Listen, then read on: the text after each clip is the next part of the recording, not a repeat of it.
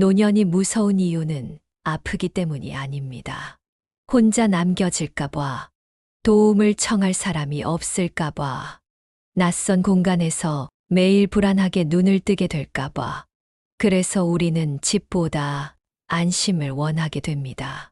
지금은 건강하지만 언젠가 나도 누군가의 손이 필요한 날이 올지도 모릅니다. 그때 나를 받아줄 곳이 없다면 어떨까요? 오늘 이야기 끝까지 들으시면 그런 불안 대신 따뜻한 희망을 품게 될 겁니다. 지금보다 더 건강하고, 지금보다 덜 외롭고, 지금보다 훨씬 자유로운 노년을 위한 작은 문이 열릴지도 모릅니다. 영상을 보기 전에 구독과 좋아요, 알림 설정 한번 눌러주세요. 오늘 이야기가 누군가에겐 인생을 바꾸는 시작이 될지도 모릅니다. 서울의 어느 조용한 주택가. 겉보기엔 평범한 아파트처럼 보이는 건물 하나가 있습니다. 그 안에 들어서자마자 딱 느껴지는 낯설미 하나도 없는 따뜻함. 문 앞에 발을 들이는 순간부터 여긴 다르다는 걸 알 수 있습니다. 출입구에는 문턱이 없습니다. 작은 턱 하나도 누군가에겐 넘어야 할 산이니까요. 휠체어나 보행기를 밀고도 어렵지 않게 들어갈 수 있도록 바닥은 완전히 평평하게 만들었습니다. 벽에는 안전바가 붙어 있고, 엘리베이터는 병원보다 넓고 깊어서 보조기구를 사용하는 분들도 편하게 탈 수 있게 설계되어 있습니다. 복도는 마치 오래된 골목길처럼 넓고 길게 뻗어 있습니다. 이 복도는 단순히 지나가는 길이 아닙니다. 어떤 분들에겐 매일 아침 운동장이 되기도 하고, 또 어떤 분들에겐 이웃과 인사하며 하루를 시작하는 작은 광장이 됩니다. 여기서 가장 눈에 띄는 건 계단보다 길입니다. 불편하지 않게 오르내릴 수 있도록 엘리베이터가 건물 곳곳에 세심하게 배치되어 있습니다. 어르신 누구라도 집에서 계단을 내려가지 않고 단 20m만 걸어도 엘리베이터를 만날 수 있습니다. 이 모든 구조는 한 가지 목적을 위해 설계된 겁니다. 누구든 혼자서도 편하게 살 수 있게 하자. 복지주택은 거창하지 않습니다. 그저 작지만 배려가 가득한 공간입니다. 잠시 불편해도 참을 수 있는 공간이 아니라 불편함 자체를 미리 없애는 공간. 넘어질까 불안하지 않아도 되고, 길을 잃지 않아도 되고, 문을 열 수 있을까 걱정하지 않아도 되는 집입니다. 한쪽에는 건강관리실이 있습니다. 간단한 운동기구와 안마의자, 쉬면서 쉴 수 있는 편안한 의자와 조명. 몸이 아파서 병원 가기 전 딱 한 번 들러서 몸을 확인하고 쉴 수 있는 공간입니다. 이 모든 구조 속에서 우리가 발견하는 건 배려의 설계입니다.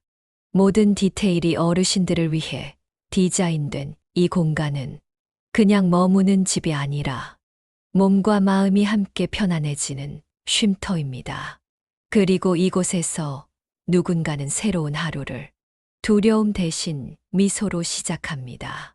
이 아파트에는 60년을 함께 살아온 부부가 삽니다. 처음엔 자식들과 함께 살까도 생각했지만 이곳을 처음 둘러본 날, 우리 둘이 살아도 되겠구나 싶었다고 합니다. 집은 작습니다. 딱 11평 남짓. 그런데 작다는 말보다 딱 좋다는 말이 더 어울립니다. 남편은 거실에 앉아 신문을 읽고, 아내는 안방에 앉아 조용히 기도를 합니다. 두 사람은 같은 공간에 있지만 서로를 방해하지 않고 조금의 거리 안에서 각자에게 집중할 수 있습니다.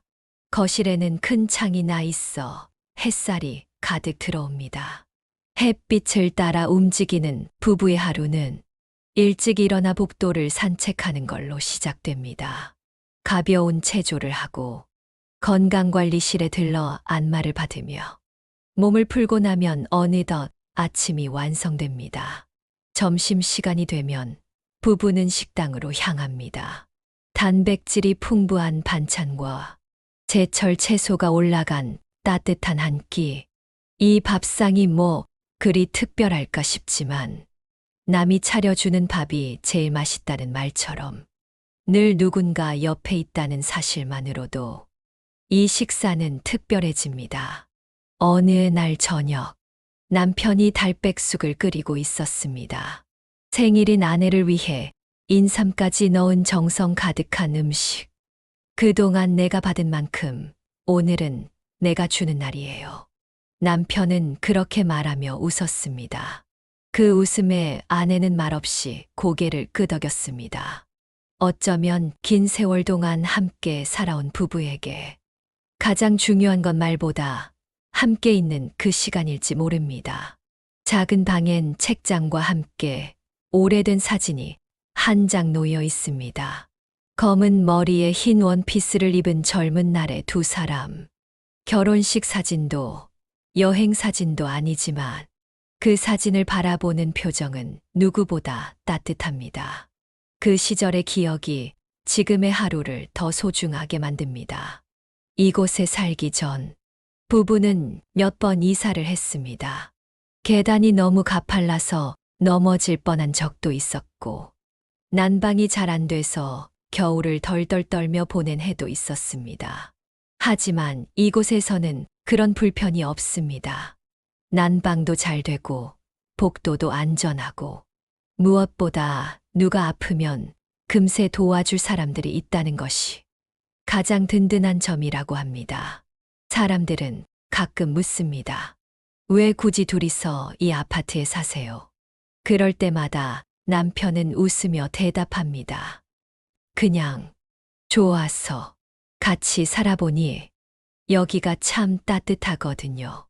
누군가는 이 공간을 복지주택이라 부르지만 이 부부에게 이곳은 두 번째 신혼집입니다.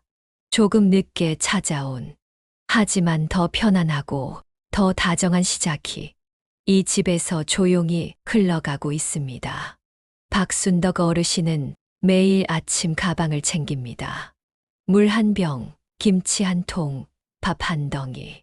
가볍게 싸는 도시락이지만 그걸 준비하는 손길은 늘 정성스럽습니다. 도시락을 싸고 겉옷을 여미고 천천히 신발을 신습니다. 이 작은 준비가 끝나면 어르신은 매일 같은 길을 나섭니다. 30분을 걸어 도착한 곳. 그곳은 사람이 살지 않는 오래된 집. 바로 어르신이 2년 전까지 살던 고향집입니다. 지금은 빈집이 된 그곳에서 어르신은 아무 일도 하지 않습니다. 그냥 마루에 앉아 조용히 앉아 있거나 조그맣게 자란 풀을 뽑고 가끔은 눈을 감고 옛날 생각에 잠기기도 합니다. 이 집에서 남편과 함께 살았고 자식들을 키웠고 혼자 된 후에도 꿋꿋하게 지켰던 공간. 벽에 손을 대고 마당을 천천히 걸어볼 때면 여기서 살았다는 사실이 어르신을 안심시킵니다. 예전엔 밤에 무서웠어요. 무슨 소리라도 나면 가슴이 철렁 내려앉고 누가 문 두드리는 것만 같고 혼자 있는 게 참 두려웠어요. 그래서 이사를 결심했습니다. 고향을 떠나지 않고 조금 더 안전한 집으로. 지금 사는 복지주택은 예전 집에서 걸어서 올 수 있을 만큼 가까운 곳에 있습니다. 그래서 어르신은 매일 고향집을 다녀옵니다. 버리지 않고 포기하지 않고 그냥 그대로 간직한 채 살아갑니다. 어르신의 아파트 옆에는 작은 텃밭이 하나 있습니다. 그곳에는 배추가 한가득 심겨 있습니다. 이걸 혼자 다 드시려고요? 누가 물으면 어르신은 손사래를 칩니다. 이웃들하고 나눠 먹을 거예요. 김장도 같이 하고 된장찌개에도 넣고 혼자 사는 집이지만 혼자인 날이 없습니다.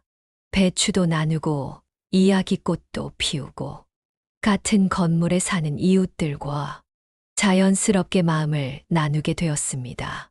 옛날엔 불 꺼진 집에 들어갈 때마다 한숨부터 나왔어요. 근데 이젠 집에 불이 켜져 있으니까 참 마음이 편해요. 어르신은 요즘 배추 대신 예쁜 화분을 하나 더 키우고 있습니다. 화분 옆에 손글씨로 써놓은 말. 잘 자라렴. 내 마음처럼. 혼자 살아도 외롭지 않다는 건 함께 있는 사람이 많아서가 아닙니다. 내가 그 안에서 누군가와 이어져 있다는 걸 느낄 때 비로소 외롭지 않게 됩니다.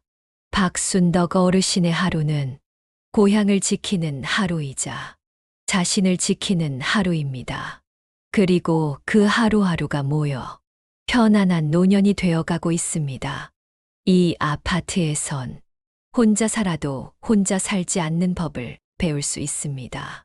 서로 이름도 몰랐던 어르신들이 이제는 서로를 언니, 동생이라 부릅니다.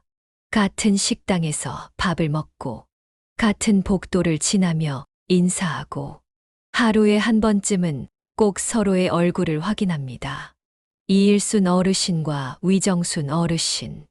처음엔 그냥 인사만 하던 사이였지만 지금은 서로의 집에 자유롭게 드나드는 사이가 됐습니다. 위정순 어르신 집에서 커피를 타면 이일순 어르신은 소파에 앉아 기다립니다. 어디 사는지 묻는 대신 오늘 뭐 드셨어요? 부터 묻는 게 이 둘의 방식입니다. 집은 따로지만 생활은 함께입니다. 이야기할 때마다 깔깔 웃고 같이 산책도 가고 같은 프로그램을 신청해 취미를 배우기도 합니다. 어느 날은 둘이 함께 시장에 나갔습니다. 옷가게 앞에서 서로를 향해 묻습니다. 내가 고른 이 옷이 더 예뻐. 아니야. 내 옷이 더 낫지. 가격 흥정도 같이 하고 옷 고를 땐 서로의 취향도 챙깁니다. 세상에서 가장 편한 사이. 서로 의지하지만 부담스럽지 않고 같이 있어도 지치지 않는 친구. 나이가 들수록 그런 존재가 옆에 있다는 것만으로도 사는 게 훨씬 가벼워집니다. 자식들은 가끔 찾아옵니다. 잘해주지만 오래 있진 못합니다. 이일순 어르신은 말합니다. 자식이 잘해줘도 내 집만 못해요. 며칠은 괜찮은데 3일 지나면 몸이 불편해요. 편하지가 않아. 혼자 사는 것이 자유라면 누군가와 사는 것은 안정입니다. 이곳에선 둘 다 누릴 수 있습니다. 혼자 살아도 내가 주인이 되고 원할 땐 이웃과 마음을 나눌 수 있으니까요. 안전도 이 공동체를 더욱 편하게 만듭니다. 가스불엔 자동 타이머가 달려 있고 주방엔 환기 장치가 따로 있었어. 혹시라도 불이 나면 연기가 바로 빠져나갑니다. 문턱은 없애고 세면대 높이도 조절됩니다. 누구든 혼자서도 다 할 수 있도록 만든 집입니다. 누군가와 같이 있다는 게 이렇게 따뜻한 거였는지 여기 와서 처음 알았어요. 이 말은 위정순 어르신의 이야기지만 사실은 이 아파트에 사는 많은 이들의 마음이기도 합니다. 밥을 같이 먹고 꽃을 함께 키우고 웃고 떠드는 평범한 하루. 그게 바로 진짜 가족보다 가까워지는 공동체의 힘입니다. 이곳에 사는 어르신들 중엔 혼자 걷기도 힘든 사람도 있지만 남을 도우러 다니는 분들도 있습니다. 이용신 어르신은 그 중 한 분입니다. 누가 시킨 적도 없습니다. 월급이 있는 것도 아닙니다. 하지만 어르신은 복지주택의 거의 모든 세대를 기억하고 도움이 필요한 이웃이 생기면 먼저 문을 두드립니다. 안녕하세요. 2층에서 왔어요. 처음 보는 어르신에게도 늘 정중하게 인사하고 낯선 환경에 잘 적응할 수 있도록 하나하나 알려줍니다. 스위치 옆엔 스티커가 붙어 있습니다. 주방 등, 침실 등, 욕실 등. 처음 오는 분들은 어느 스위치가 뭘 켜는 건지 몰랐어. 헤매는 일이 많습니다. 그래서 이용신 어르신은 프린트에서 하나하나 손글씨로 스티커를 붙입니다. 별거 아닌 것 같아도 어르신들에겐 이게 큰 도움이 돼요. 처음에 낯선 공간에서 헤매지 않도록 도와드리는 거죠. 이 어르신을 사람들은 메가이브 할아버지라고 부릅니다. 필요한 곳엔 어디든 나타나기 때문입니다. 누군가는 말합니다. 귀찮지 않으세요? 그럴 때마다 어르신은 대답합니다. 도우면 내가 더 좋아요. 사람이 누굴 돕는다는 건 자기 마음이 넉넉하다는 뜻이잖아요. 이곳에선 이런 도움의 문화가 자연스럽게 이어지고 있습니다. 어르신이 어르신을 돌보는 노노 케어. 정동선 어르신은 손수 만든 버섯 키트를 들고 이웃집 문을 두드립니다. 이거 물만 주면 돼요. 같이 키워보실래요? 그 말 한마디에 그날 하루의 기분이 바뀝니다. 누군가가 나를 생각하고 나를 찾아주고 작은 걸 나눌 준비가 되어 있다는 사실. 그게 이 집의 가장 큰 선물입니다. 정동선 어르신은 예전엔 자녀들과 함께 살았습니다. 하지만 자유롭고 싶어서 독립을 선택했습니다. 이곳에 오고 나서는 하고 싶은 일이 너무 많아졌습니다. 틈만 나면 재봉틀을 돌립니다. 앞치마도 만들고 가방도 만들고 뜨개질로 수세미도 수십 개나 뜹니다. 그리고 모두 이웃에게 나눠줍니다. 이거 하면 기분이 좋아요. 내 손으로 만든 걸 누가 받으면 내가 더 고맙거든요. 팔이 아프고 손가락 관절이 욱신거릴 때도 있지만 한 땀 한 땀 정성스럽게 바늘을 움직입니다. 그 시간 속에서 어르신은 자신의 존재감을 확인합니다. 받기만 하는 삶이 아니라 무언가를 줄 수 있는 삶.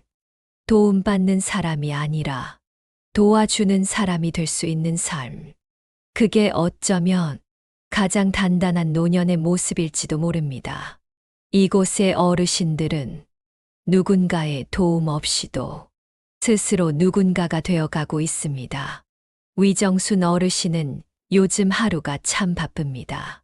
아침엔 운동하고 점심엔 친구와 시장 나가고 오후엔 한글 공부를 합니다. 손에 늘 연필을 쥐고 다닙니다. 받아쓰기 10문제를 내주면 어떻게든 100점을 맞겠다고 밤늦게까지 쓰고 또 씁니다. 어릴 적 글자를 배우지 못했던 게 늘 마음에 걸렸습니다. 길거리 간판도 버스 번호도 제대로 못 읽던 때가 있었습니다. 그래서 늦게라도 배워보고 싶었습니다. 이젠 친구에게도 문자 메시지를 보낼 수 있고 며느리에게 음성 메시지를 보낼 수 있게 됐습니다. 우리 예쁜 며느리 오늘도 따뜻하게 입고 다녀요. 이런 말 한마디가 어르신에겐 큰 기쁨이 됩니다. 누군가에게 마음을 전할 수 있다는 것. 그것만으로도 삶은 훨씬 더 다채로워집니다. 한글만 배우는 건 아닙니다. 스마트폰 쓰는 법도 배우고, 붓글씨와 캘리그라피도 도전하고, 이젠 영어까지 배우고 싶다고 합니다. 선생님, 내가 영어로 한 마디 할게요.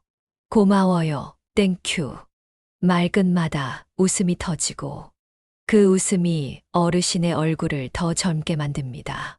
이 복지주택 안에는 배움을 멈추지 않는 사람들이 참 많습니다.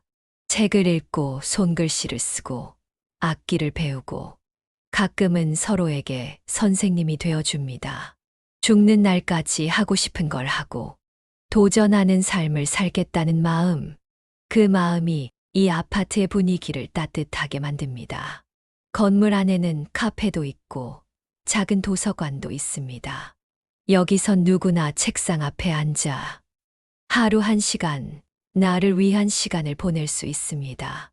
누군가는 카페에 앉아 시를 쓰고 누군가는 도서관 구석에 앉아 글자를 따라 적습니다. 운동실, 프로그램실, 건강관리실까지 시설도 잘 갖춰져 있지만 이 모든 공간에 생기를 불어넣는 건 사람입니다. 나이 들었다고 배우지 말란 법은 없습니다. 도전하지 말란 법도 없습니다. 배움은 자신을 다시 만나기 위한 여행입니다. 도전은 그 삶을 멈추지 않기 위한 발걸음입니다. 이 아파트에 사는 어르신들은 누군가의 보호 속에 머물지 않습니다.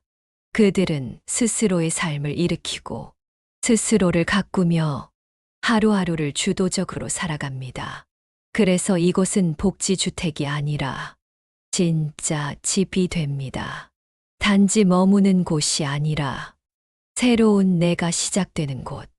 그 누구도 늙어서 버려지지 않고 늙어서도 할 일이 있고 늙어서도 웃을 수 있는 곳. 이곳에서 어르신들은 포기 대신 시작을 선택했습니다. 그리고 그 선택이 누군가의 미래가 될지도 모릅니다.